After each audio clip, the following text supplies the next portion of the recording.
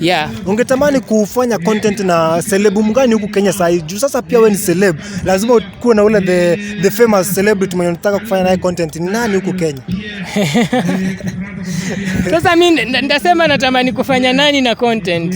Ungetamani kufanya na nani? Juu watu wengi, kila mtu ni famous. Sereti Media ni famous, wewe ni famous, ungetamani kufanya na nani? Yaani mwenye ungetaka kuwa naye karibu sasa hivi. Mimi sana mimi. Mimi huwa naheshimu Geoffrey Moseria. Unaona Geoffrey Moseria nikipatana nimemtafuta kwa mwaka karibu miezi 6. Mimi natafuta tu Geoffrey Moseria. At least hata nimshukuru kwa maana Geoffrey Moseria kona roho safi. Na Apostle Dan Wema. Unaona hao wawili? Hao basi Geoffrey Moseria na Apostle Dan Wema.